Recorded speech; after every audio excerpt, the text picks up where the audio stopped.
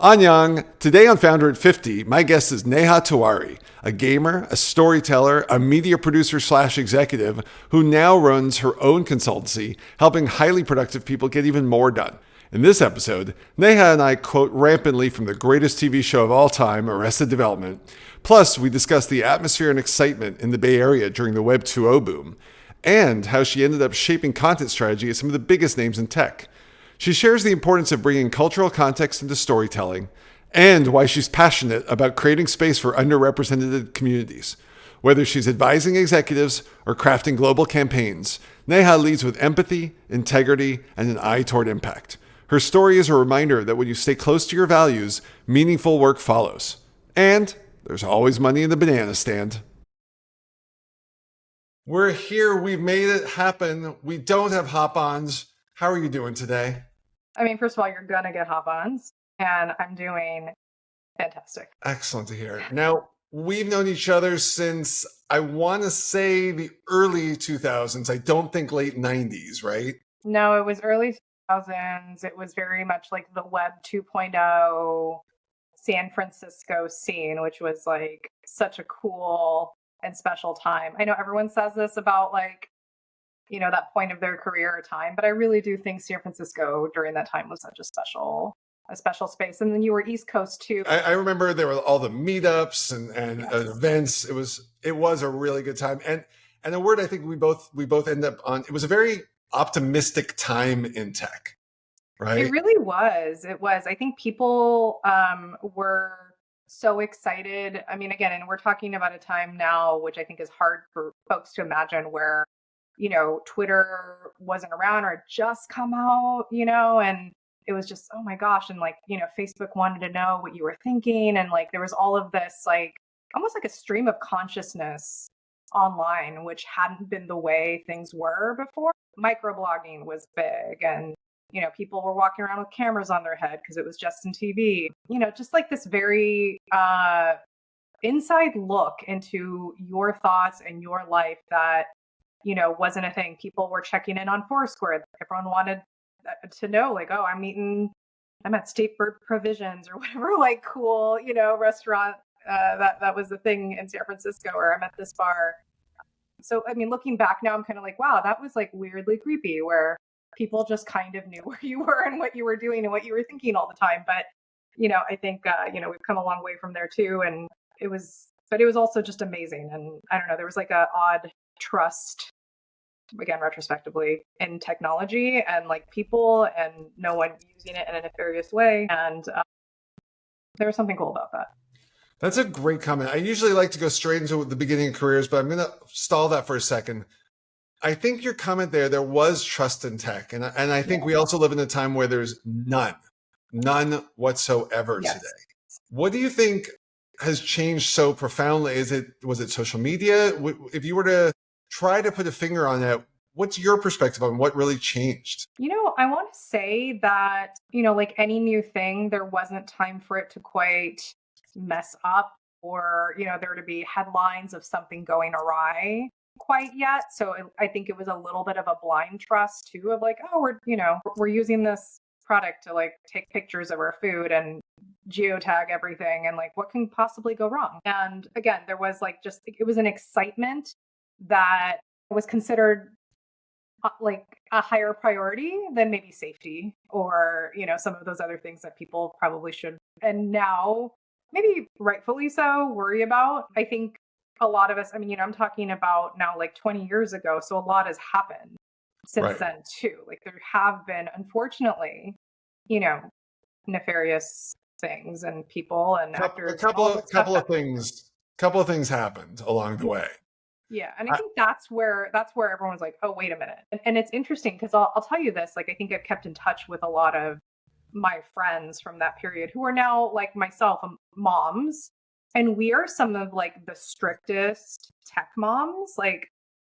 My son, I've worked in gaming for a very long time. My son played a Mario game. He didn't even know what it was called. He was I want to play a Mario game. He's 6 years old. So it's we, it's this weird, it's the more you know, I mean, I liken it to, my brother once told me, you probably will never see, he's a physician. He said, you'll probably never see an ophthalmologist wearing contacts. They wear glasses because they know better. Right. And I was like, that's really interesting. Yeah, probably stabbing your eye multiple times a day with your fingers, like not a good idea. And they know that for eye health. So I feel the same way about anyone who worked in technology or was very like in that tech savvy Web 2.0 world 20 years ago and grew up with it. Now feels like some hesitations and or is extremely protective and has a lot of safeguards against tech and, you know, how their family interacts with it. That's fascinating. So did you give him $10 to tell him to see a Star Wars? He actually has not. He has not. He's like, he knows like the lore and he's seen like, you know, the like shorts and stuff on Disney and whatnot. And of course we went to Disneyland and he loved all of that. But we haven't yet like buckled down for the Star Wars movie. And I totally, Anyang, I get the, for people who are watching and don't know us, like one of our main friendship platforms is our love for Arrested Development. So we should like have a little counter. I wonder like how many times that we have references. Well, first of all, the whole episode is actually brought to us by Cloudmere Vodka. So that's a thing. Now, thank you for pointing that out. You can get that clunky sponsorship, huh? I don't understand the question and I refuse to respond to it. Yes, this episode will be chock full of Arrested Development references, quotes, jokes. Nothing from the 5th season, of course, but the early days. Yes. Let's now figure out, how did we get to that optimistic point in tech? Now, what brought you to Silicon Valley? What were you doing in your early days? Where'd you go to school? Let's hone in at that first stage. So I went to Cal, go Bears, and I actually studied, like it's now called media studies. It was called mass comm back then. So I actually have studied media and like, you know, and believe it or not, having that academic background and studying the roots of why media is the way it is in our country and abroad as well really gave me what I needed to launch into this. Because, you know, again, like, I mean, you look to history and you kind of know what's ahead, right? So I think the same goes for media as well. So learning some of that and having that background that, you know, I mean, I'll be honest, I think a lot of my peers were not mass comm made, like they weren't like media studies. Some of them were film people, which like made sense too. And that was great. And I took a lot of like film classes too. But I always knew that I wanted to work. It used to be like, oh, I want to be a journalist, or, you know, I want to be like a news anchor, or I want to be a writer. And like, I always wanted to write. I knew that was part of it. And I think there was a little bit of an inkling there too of like, well, yeah, but like who makes the decisions? Like, I want to be, how do I get to be that person who makes the decisions? So I initially started learning production when I was at Cal, and I had a number of amazing internships. The best internship ever was with Tech TV, which, you know, I'm sure you've interviewed or you will interview some of the old Tech TV fam here too. Those roots run really, really deep, and I'm still in touch with a number of those folks. You know, they like attended my wedding, and, you know, we're, like I said, it's like kind of a tight family. And I worked with them again. I've been working around and worked at Revision 3 at some point. So it was kind of like this nice reunion. But that was an amazing internship. I used to write the news, you know, every day for Sarah Lane on the screensavers, and I used to answer phones. And it was just like this really magical place. And I'm so happy that I got to experience it before I moved down to LA to become G4. I also did like an internship at Cron 4. I was actually, when Al Gore came out with Current TV, I was like their first intern they hired in San Francisco, believe it or not. So that was a very interesting place at the time. A lot of very smart people, passionate people who really cared about the planet and the environment and other issues. So yeah, did a whole bunch of internships while I was at Cal, was learning the theory of media alongside the practical hands-on that you kind of needed to work in production, learning how to edit, learning how to film, learning how to write, like just all the different pieces of that came to be like what programming is. And I also was one of the, you know, the initial or founding members of Cal TV, which we used to call back then, you know, UC Berkeley's online newspaper, because people didn't like totally understand what that meant at the time. Like, because there was, you know, we had the Daily Cal, we had like the actual newspaper that everyone would pick up and read. And it was like, no, we're not that, but it's like that, but it's like online, and we do like videos and stuff. So we were like trying to tell people what new media or digital media was. And so, and last I heard, I mean, it's still going strong. I mean, at some point, maybe even now, they had like thousands of members. And I was like, wow, I can't believe that. Like, you know, it was like 5 of us in a dream. Amazing. That started that. All right. So you've got your crocodile in math. You moved down to LA. What was the first actual role you took? Yeah, actually, so I didn't move down to LA. Oh, I had an opportunity to move to LA, but my parents basically said, hell no, because I was in the middle of college. I still had like a year and a half or something left of school to get, and they're like, no, you're getting your degree. After your degree, you do whatever you want, but like okay. you're not leaving UC Berkeley to like go take this production assistant job at G4. So I turned that down and I Was finished that school. in quick, sliding doors? Was that good advice? Was that a good choice? Yeah, I'm immensely proud of like going to Cal and like, the experiences I had there, and again, like the further learning that I did. I think, just from like an academic nerd standpoint, I'm so glad that I have that knowledge, and I'm pretty happy with like where I landed up after. I actually worked at CNET.com. That was my first Everybody works job. at CNET. We know this. Everybody, it's like a rite of passage if you're in San Francisco and like at all related to tech or media. It's like the thing. So that was my first job. They recruited me actually out of college, and I was talking to the recruiter for 6 months, and I went on this wonderful like 3 to 4 month backpacking ish trip to India.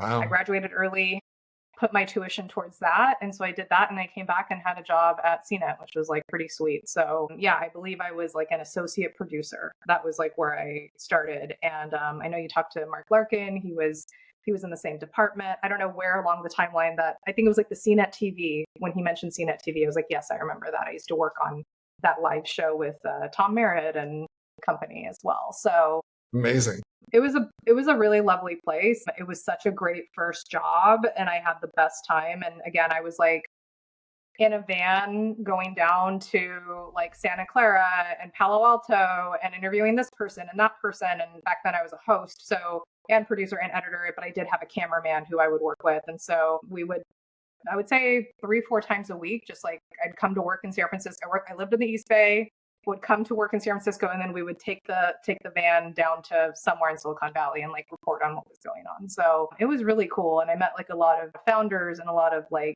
movers and shakers at the time through All that. right. So you're down South America way. And what I want to know about though is I'm forcing the minute sometimes. There's too many not to. You made a comment before about knowing who makes the decisions. When you Yeah. took that job at CNET, was that already in your head? Did you have your eye on where you wanted to take things? Because if I'm not mistaken, it's mid 2000s. You're Yeah. getting into tech publishing, particular gaming, Yeah. where you're a bit of an anomaly to that world. So I'd love to hear a little bit about like where did you think that was going to go, and what happened with that? I always wanted to get my production chops. I wanted to make sure that I understood the process of creating video platforms, how they worked, like just also like the nuts and bolts of it. I was always a bit of a video platform nerd. I always like wanted to understand like, basically how does this work, and like, what counts as a view, which is like, one of the mysteries of the universe at this point, because everyone counts a view in a different way. But It's now, by the way, it's now 1 second. Viewability is down to 1 second. it blows my mind, because I remember it was like it was like 10 seconds, it was 15 seconds, it was a lot more than that, when again we're talking about the beginning of my career. So Could you again, imagine that though, at that stage of your career, and seeing your stats and seeing that people were watching 1 second of a video and like high fiving? yeah, I mean, I know, like I should just like multiply it by 10x, because that probably meant something more. That's so true. So I mean, anyway, so like the trends around video business was something that was always interesting to me. Being on the creative side of it though really gave me those chops and those skills of like, yeah, how do you create a successful show that's like on the internet, right? How do you create an internet show? Or internet pieces of content that resonate with people, with audiences that are not only here or in your time zone or in America, or like they're everywhere. So like, how do you actually do that? And like, I've always been, again, on the product side, very nerdy about like heat maps and like when are people consuming that content and where are they from, and all of that kind of stuff too. So I always had a little bit of like an inclination towards it. And then I went from CNET to Revision 3. Again, was a producer there, worked on Techzilla, and was one of the pop sirens, like did all that stuff, which was wonderful. And then from there, I worked at Justin TV. So it was an interesting environment, sitting right next to Kevin and Justin and, all those guys, and Kyle, etc. And, they were all very brilliant, very plugged into the Y Combinator scene. Like that was just, I mean, it was a startup environment, but it was really wonderful. They had food brought in, for like lunch and dinner. And so that was new to me. I was like, wow, this is so cool. Like what a cool benefit this is that they like have these like fancy teas and snacks and like food and whatever, because now we're talking about like 2009, 2010. Did you have a vision of where you wanted your career to go in this path, or were you just enjoying the road as it unfolded ahead of you? So like that was probably my first like video management job, was Justin TV, because I was the management of production. So I worked with a ton of brands. That's when I started really working like more frontline with like partnerships, sponsorships, brands, and then being the bridge between that and creators and working with different creators, hosts, etc. We worked with like Levi's and a bunch of other like big brands like that, and they wanted to like have some sort of like digital activation, and so that was like something that we would work on, and then of course it would be streamed on Justin.tv. So but as part of my work there, I also was helping them. I was like, like this gaming front door is doing really well. Like there's like a lot of people, and they were like, no, we know. Like we know it's like really successful, and we're like thinking about it. And they knew since I was like a gamer and into that, like I was doing some like research behind the scenes also, and I like to believe that some of that went into bringing up Twitch, and now it's this huge amazing thing. But I basically worked there, and then I got a really wonderful opportunity at IGN Entertainment, which I was like, finally a games media job, like my dream, because I loved tech, but I really loved gaming. And so I was so excited to join there, where I had a fully business role that was like not really production related at all. I had a production counterpart, and my role was really to run the business of their content studio, which was massive at the time. And was that an exciting shift out of content into something different? Did you leave something behind? What was that like for you? I think for me, it was like, my boss was like a Harvard MBA, right? So like, I mean, that wasn't like where I came from, like I went to a great school. I did not get an MBA, but it was a little bit of a crash course in that. And so I actually, like, even though it was like a difficult job, I think I learned a lot, and I loved the people I worked with. Like I worked a lot with the video team there, and they were wonderful. And again, like I said, like lifelong friends, people who I still keep in touch with. So I did that for a while. And then I kind of realized too, though, that like I missed the creative or the content side of it. So I was like, I kind of need like a happy medium between these two, like where I can like run the business, but also do like partnerships and also have like a production team, because those are like all the things I like doing. And I actually got that opportunity at IGN because they were starting an esports division.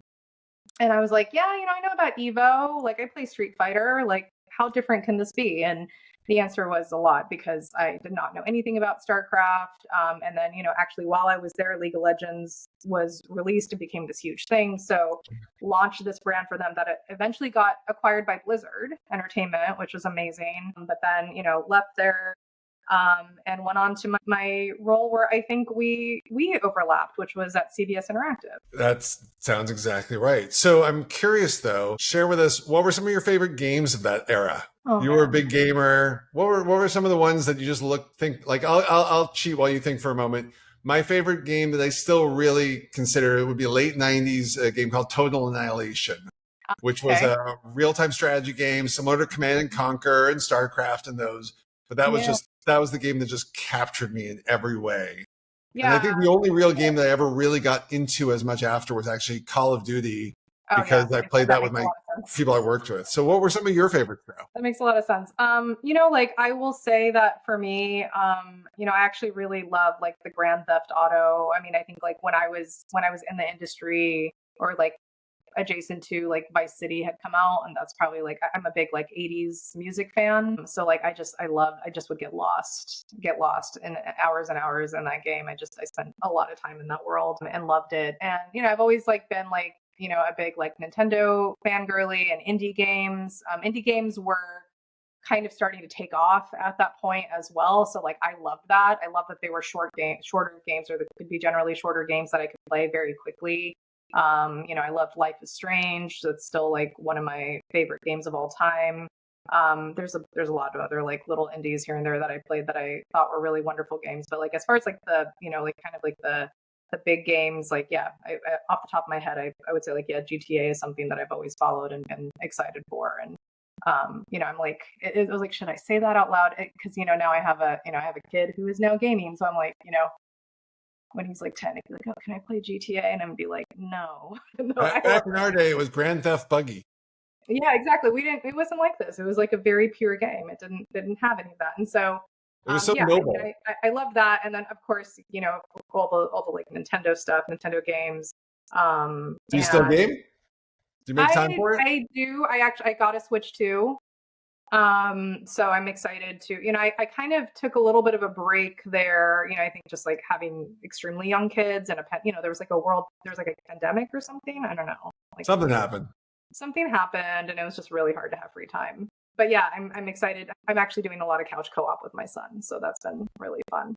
Nice. So let's go back now to CBS Interactive. Tell us about what was the role you took on there. Yeah.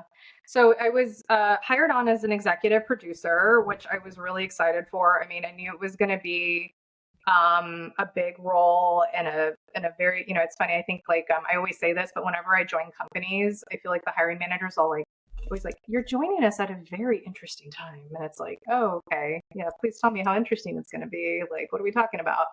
Because that usually always means like, there's going to be some sort of like change management that I will have to perform. Joining at an interesting time means we're about to dump a lot of stuff in your lap that isn't part of the job description, and you're going to have to do it anyway. Yep, exactly. And so, I actually really, and I still very much like love my boss, who was my boss then, and he was my boss the entire time that I was there. He had moved over from the UK, so it was kind of a new-ish thing for him as well. And so he was building this new org, and I'll always be thankful to him for giving me that chance. I know there was a lot of people he could have considered for that role. I was there for almost 4 years. And so, when you think about that, it's like a college experience or a high school experience, right? Those are like really impactful. So I felt that way. And I'm so proud of the work that we did there. I mean, we really built out the team. We became a data-driven organization.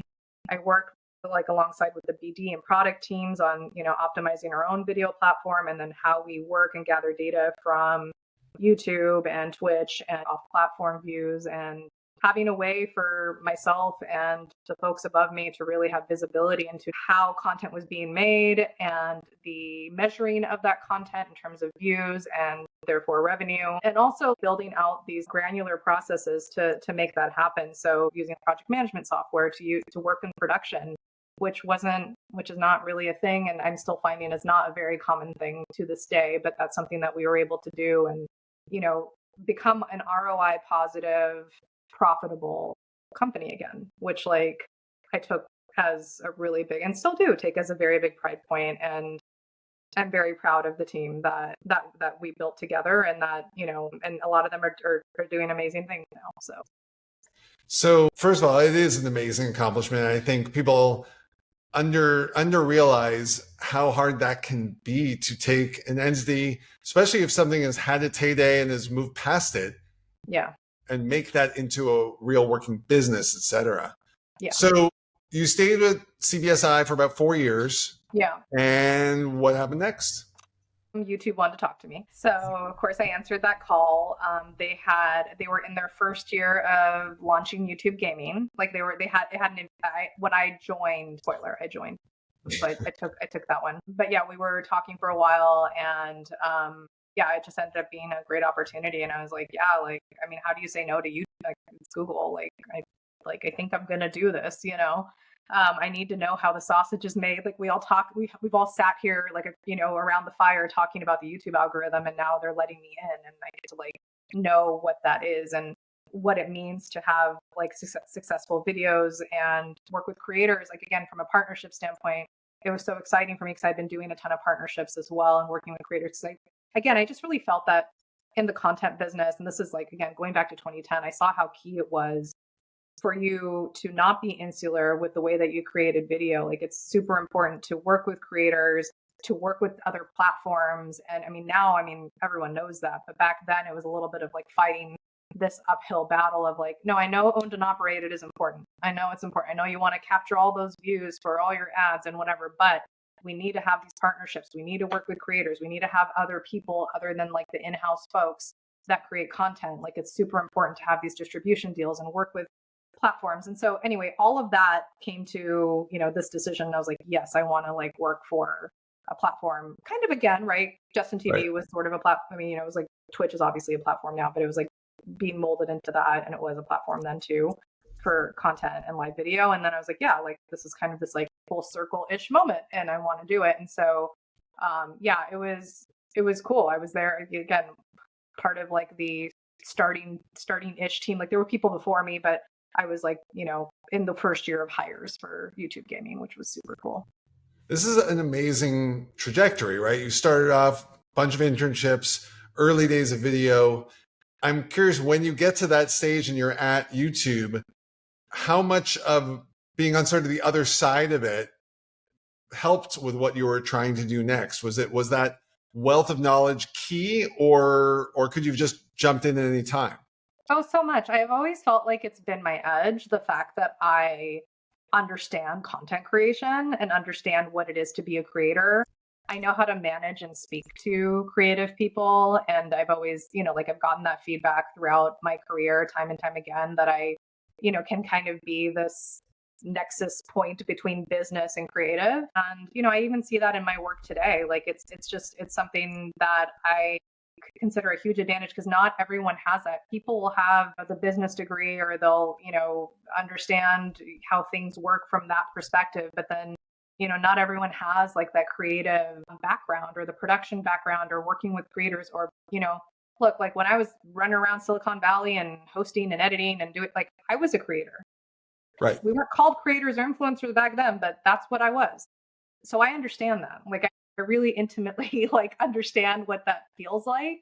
And so I always think that even like, when I was working at YouTube, having that creative and media background always helped me. And it still continues to help me to this day. I'm so glad that I have that background versus trying to get into like B school or something. Did you ever consider or want, more is the question, did you ever want to take all that background, some of the work you've done early, and be your own brand? There are a lot of people in that time that we know that went off and became a brand. Was that something that was interesting, never interesting? What were your thoughts on that? You could have been one of those. In my eyes, Justine was a peer of mine. Right. You know what I mean? Like I still keep in touch with her. Like I know her. Like I was watching her like at Apple events and getting lunch with her when she was in San. Like I definitely see that trajectory. I think for me, like again, like I wanted to really move behind the scenes, to be honest. Like I think moving behind the scenes was much more appealing to me. And I just wanted to make a larger impact on the industry. And for me, and I'm not saying that like people who are creators make a huge impact on the industry. They are the industry. Absolutely. But, for me, like I think the route that I wanted to take was like very much the behind the scenes, like how do I create more space for more women and, people from underrepresented communities, people of color, et cetera, et cetera. How do I make sure that we are being inclusive and we're creating inclusive content and hiring a staff that represents that, in this industry that is and tends to be a lot more white male, hetero dominated, right? But is evolving and, baby steps when it comes to gaming. But, I now really consider myself like, somewhere like, I work with brands and I work with nonprofits. I work with gaming. I work with a lot of non-gaming and like creators, beauty, lifestyle, like you name it. Like I'm actually in the last like year or so have worked a lot more in the creator space. I think I honestly got a little burnt out on it and I wasn't like so sure about like diving super deep. Like I have always, even in the last 5 years of consulting, it's always been an aspect of what I do, but I've pushed in a little bit harder in the last year. And it's actually been really wonderful to be back into this in a more consistent way. You brought it up. I'm curious because you were early, but not like first in, but you were early as a woman, as a person of color in as you said, a white guy dominated space. Did you find that was something you had to overcome? Was there already enough sort of groundwork where, I'm not saying it wasn't a challenge, but was it an audacious challenge, or was it just a constant struggle? Where was that for you? Yeah, it had to overcome it. I mean, when I sat in a meeting room, there wasn't a lot of me. There just wasn't. And I knew that was part of the problem. But I think that at the time, I was trying to use that as something to motivate. We need to have more female leaders because it's a different perspective that's so sorely needed. And I've seen that time and time again at places where I worked, where I brought along that change. When I would look at the staff from when I started and when I left, I mean, it was at least, I would say, a good 30 to 40% more diverse than when I started there. I'm not taking credit for like all of that, but I think there's some of that because, you know, and I used to get that feedback from people that I would interview too. Oh, it's so nice to be interviewed by a woman, and especially from other women. Oh, it's so cool. I would love to work here because it's so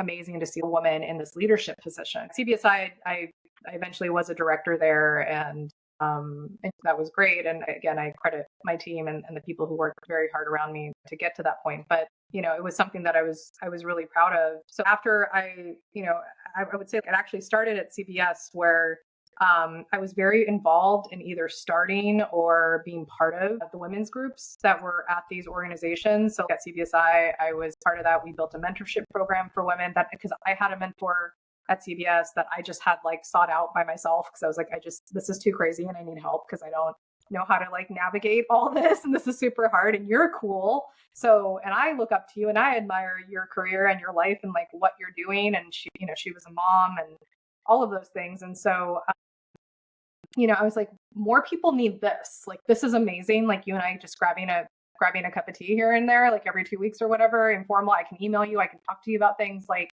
we just need more of this. And so we established that organization within CBSI, and we worked with the HR team, and like it was amazing. We had like talks on negotiating and stuff like that, where people from all over the company would attend, and we would interview different people. Like again, like because women are traditionally not the greatest at negotiating, or can not. I don't want to like generalize, but it's a hard thing for a lot of women, especially when it comes to money. So giving those tips, and then when I was at YouTube, of course, coming into games, like. And we mostly supported the group I was part of. We mostly supported like the top 1% of creators. Not a lot of ladies in that group, just not a thing. So there was a company-wide initiative of, just trying to get more eyes and more emphasis on female creators, and I helped lead that for the gaming division, which was like really wonderful to see. And just like, again, see these creators who worked super hard, get the views and get the platform and get the love and attention that they needed. So that was really rewarding. And actually after YouTube, I was hired at Fandom to be their VP of content or something. I don't know. I was like the VP of all that stuff. And it was actually a very interesting job because we were trying to acquire another company and we were being acquired. So it was like this, like, imagine like a fish, the whale eating the fish, eating whatever, like that kind of diagram is where that was. But I met some really wonderful people. I'm very proud of the things that we built there with the team and the time that I had. And then after that, I took a little break and started consulting. Yeah. So that's what I'm so curious about. You didn't, as they would say, moving up ladders, and pandemic hits. You started your consultancy right around, was it after, before, during, like, literally the week that California shut down, my LLC paperwork like came back to me, and I was like, congrats, like you have an LLC. And I was like, holy shit, like I have a kid, like I had a 1-year-old who was in daycare, and he was about to go full time into daycare, so I could really do this thing, and then he was home, and then my husband was home. He didn't go to an office anymore. So it was like, okay, just kidding. Like there's this, I don't know how long this is going to last, but apparently there's this like thing happening. And then, what was really interesting about that was that it actually led to one of my very first client was a grassroots nonprofit that I helped build for the cause of getting PPE to our frontline workers in a time in which there was a huge manufacturing shortage. So that was amazing. And it was like, this is why, like, because I think I had all these qualms of like, well, like how like transferable are my skills, or like, do I just need to work in media and video forever, or like, can I work with nonprofits? Because I really would love to work with nonprofits and like cause-based businesses. And like, I don't really know though, can my skills be used in that field? And the answer was like, I feel like the universe was like, here. And it was like, yes, What gave you candidly the courage to decide to try putting out your shingle, etc.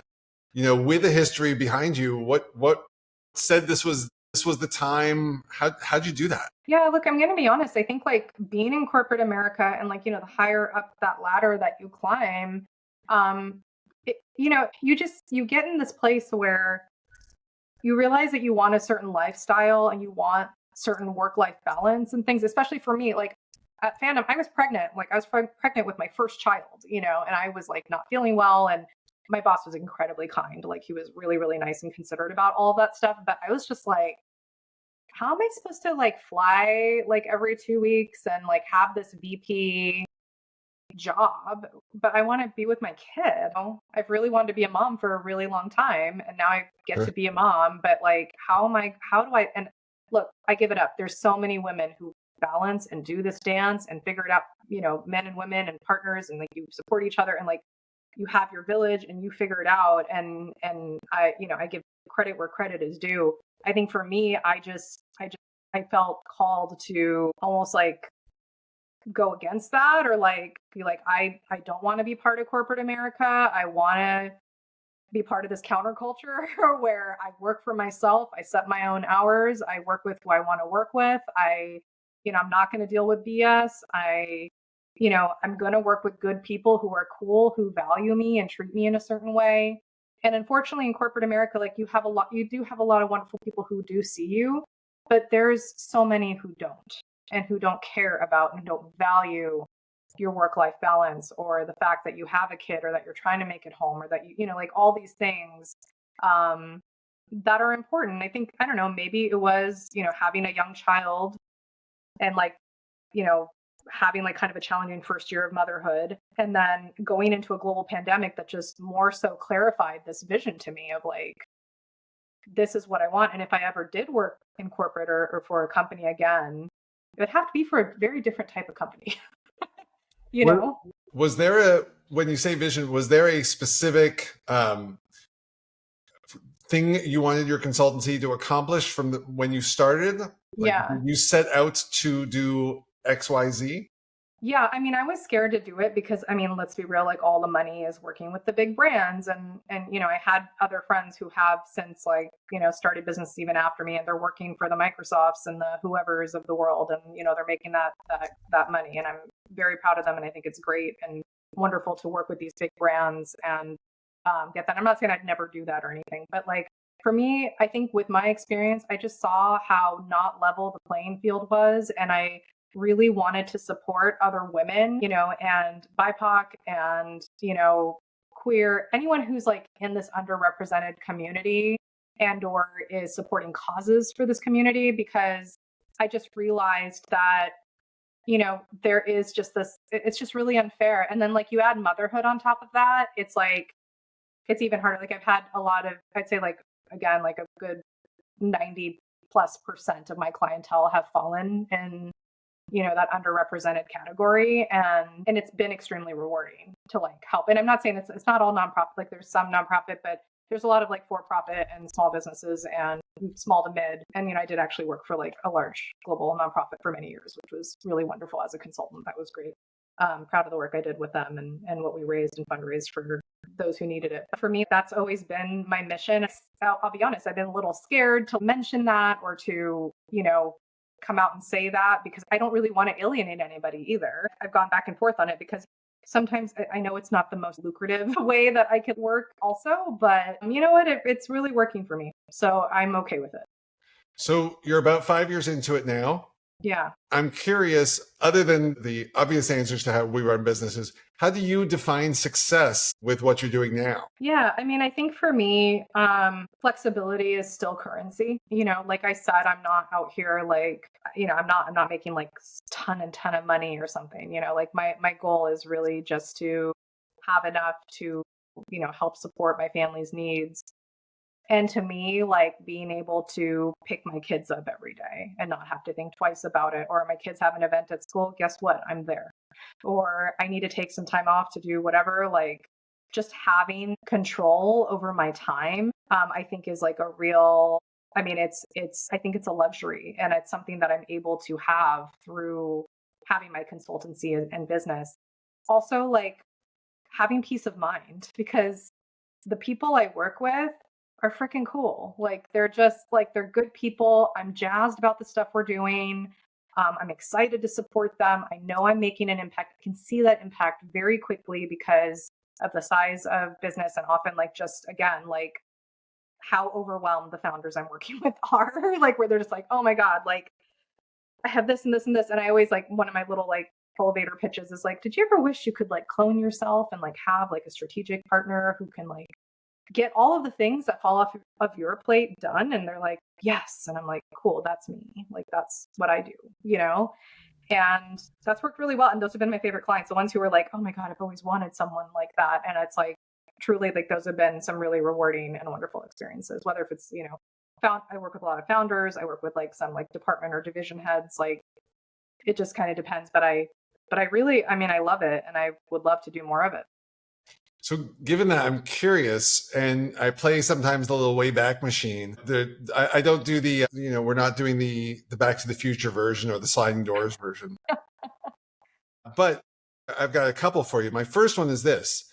Given the obvious joy you're getting out of what you're doing now, if you could have started version 5 or 10 years earlier, should you have? I mean, I think no, just because the experience that I had, you know, I would say even in like the last 5 years of my, you know, of my corporate life, I always call it like corporate. I think that sounds like really silly in a way, just because I worked in like tech and games. But no, it's like it really, you know, at the end of the day, it was a business. And so, you know, the skills that I gained in that time, both interpersonal and sharpening my emotional intelligence and also just like the business acumen, like all of that are things that I still use daily. I still use some of the tools that I learned how to use during those times. You know, I think that's one of the things, like when I work with clients, it's like, you know, I've worked for these like huge media companies and Right. platforms, and I am distilling that knowledge down to you so that your business can be successful. Like, because I know how this stuff works and I love the operations of it all. Like, I think I've always had that in me. Like, I think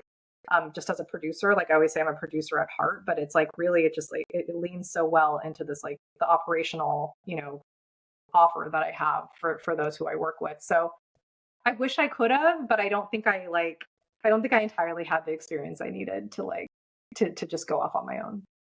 Got it.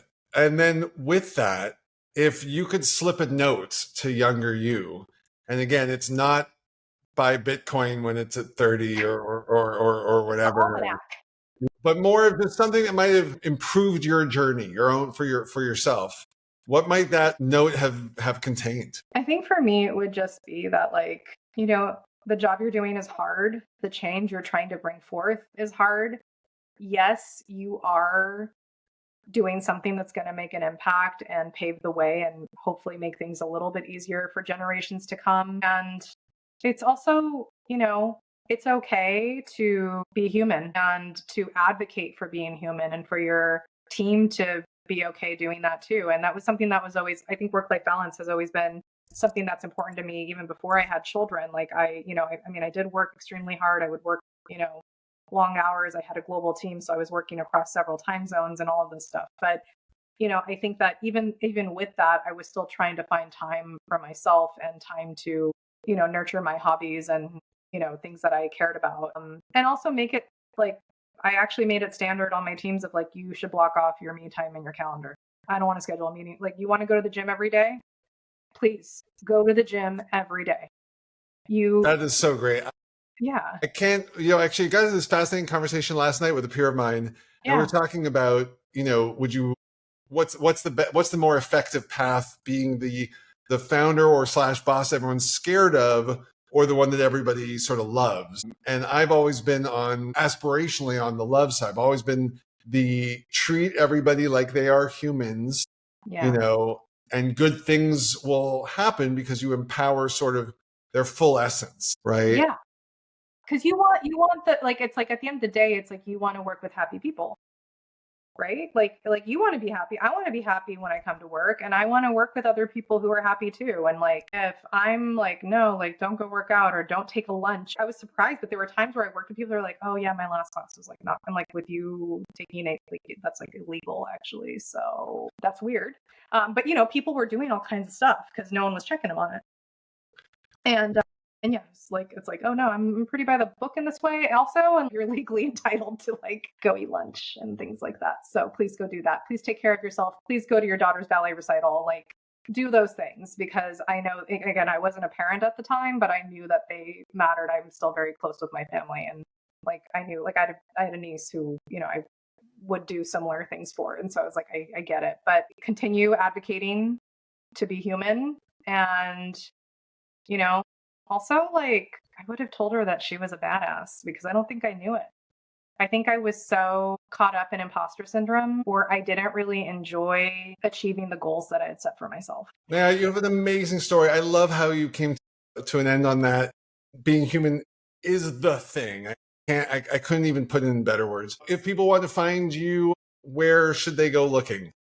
I'm usually Nehalia, including LinkedIn. I would, you know, again, love to connect with people. If there's ways that I can support you, your company, your organization, and you're like a cool person, I would love to work for you and with you, you know, and help you figure things out. And then on Instagram, I'm Nehalia T. So Nehalia T. I am not the best at posting, but I do post stories and like little inspirational things once in a while. But yeah, that's. Well, this episode was clearly not a huge mistake. Thank you so much for giving me some of your time today. It was so lovely to chat with you, and have a great rest of your day. Thank you so much for having me on. This was so fun. We got to do it again.